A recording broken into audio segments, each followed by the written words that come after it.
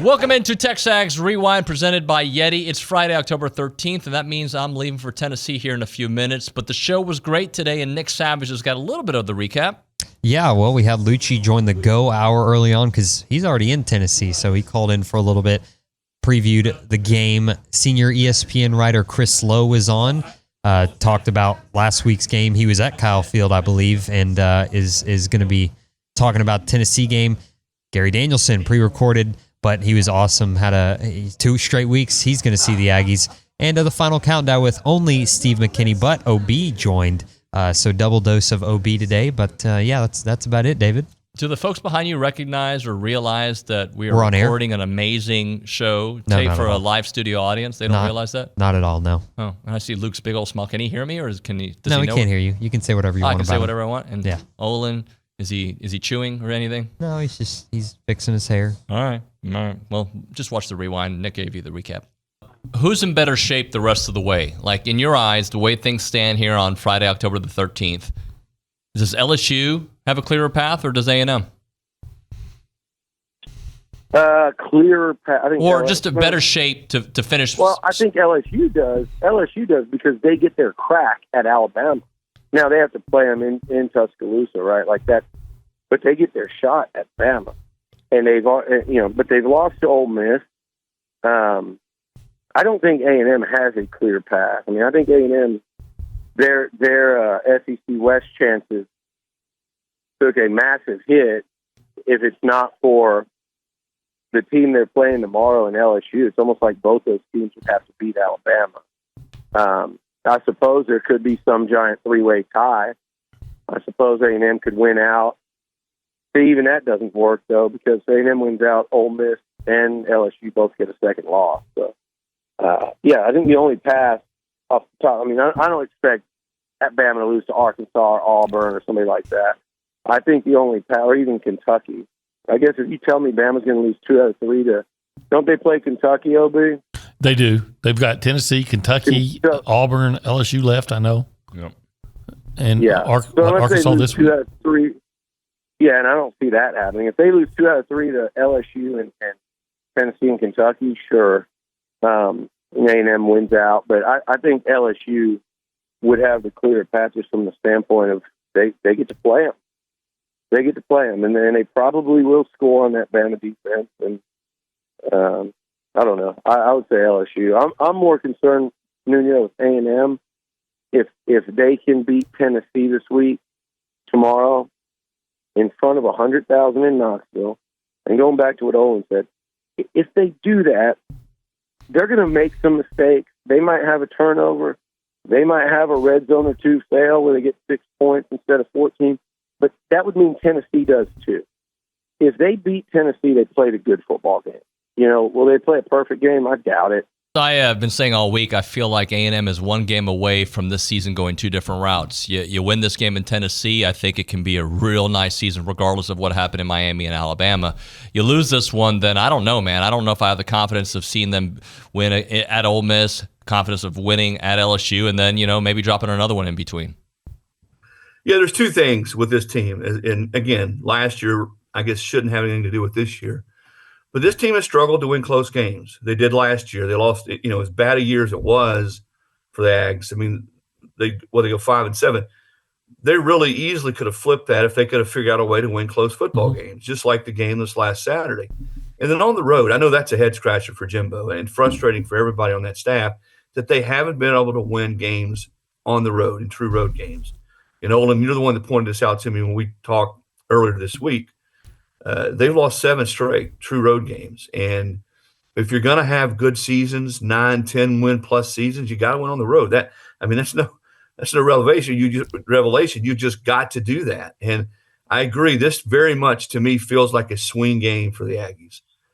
If they can come into Knoxville and win, then I think it still sets up for them to have a really good season. And someone asked me when I was there back in August, I think it was a fan I ran into at the airport, what do you think constitutes a good season for Texas A&M this year, coming off what happened last year?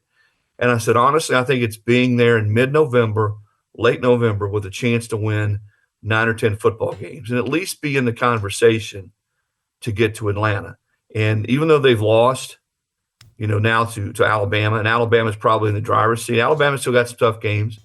They got to play Tennessee. They got to play LSU. And granted, those games are at home.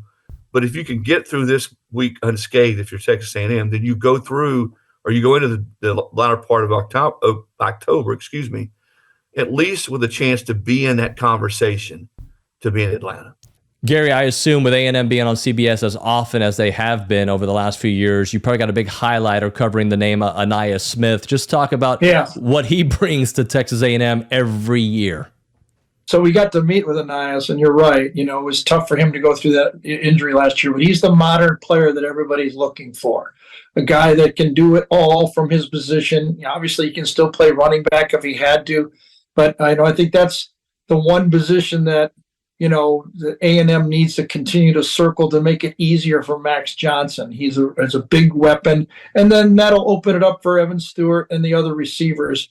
But I think you're right. That's another area that I think A&M, if they had to do it over again, and I was saying it during the game, they're struggling, so they have to start thinking players.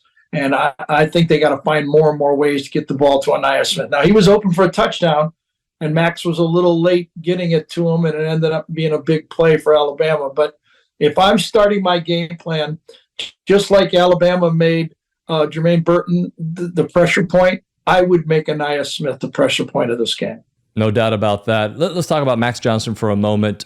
He's had some really big moments for A&M this year, and he's had some lower moments. How would you assess his play? I think Max is a tremendous competitor, and he understands, what to do and how to run the offense. He doesn't have as quick a trigger in my mind as Connor did, and to me it slows down the offense just a bit. So I think he has to be quicker with his decision making, maybe a few more pre-snap decisions, and get the ball out of his hands to help his offensive line. He's an extremely proud football player, and football is really important to him. He's going to be coached hard this week. I think we're going to see a lot of improvement of the timing in his passing game this week. All right, so Steve, I'll let you start it off. Who's going to be the freak of this week? Oh, my goodness. Let me go. Who I want to be the freak of the week is Le'Veon Moss. Okay.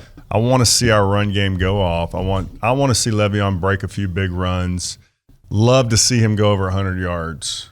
Right? Okay. We do need that. I wonder what's the most he's had this year in a game. 104? 104, I believe. Because he had 97 and then 104. Yeah, 97 against Auburn, 104 against Arkansas. Yep. Okay, so we go over 100 against Tennessee, we win. Let's do 120. Let's do that. 120. I like that. Okay. I'm going to say Edgerrin Cooper for two reasons. Every week. Number one, he's in an incredible role right now, and he's playing at All-American level. I think we can all agree on that. Yep. And number two, just because I want to use this line. Hey, we know he can hunt hogs, but can he help you cage a squirrel?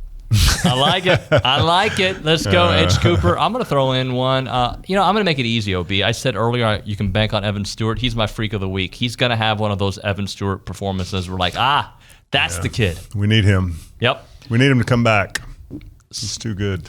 And we go through this, no one says Anias. That's amazing. Well, because you kind of expect it, right? So it's expected. Plus, I might have said Anias, but I wanted to use that squirrel line. Yeah. He's definitely been a freak every week. Sleeper of the Week, presented by The Sleep Station. Go see Jared McLeod and ask about the Tempur-Pedic and Purple mattress in the Specs parking lot of Texas and Harvey and in front of the Lowe's at William D. Fitch on Highway 6. Website, thesleepstation.com. Steve, you go first again. Wow. I'm going to go with somebody who I think is really would really be a sleeper if he shows up this week, DeBerry. Josh DeBerry. Because after last week's performance, I got a feeling he's had a pretty tough week of practice. OB wants this joke to land. Yeah, he's really. I'm giving the whole killing me background. over here. I'm sleeping. Nick, you know what to do. Of course I know what to do. Do you know what to do? Got to like, got to comment, got to subscribe. Look, just because the Aggies aren't doing as good as we'd hope doesn't mean you can't watch our videos and like our stuff and comment. Have you noticed and like that? our tweets. Come on, we work so hard on it. By the way, call your shot below, folks. Yes. Rangers or Astros? Oh. I know where Nick stands. Where does everybody else stand? What do you think? Or Nick, you think the Astros are going to win? Astros in 5. Very real possibility to sweep, in my opinion. Wow. I'm usually not one to call stuff like that, but I do think that the Astros are the Rangers' daddy. The cockiness in your voice there. Wow. Goodness gracious. If it bounces back, people will make that clip. Thanks for watching The Rewind.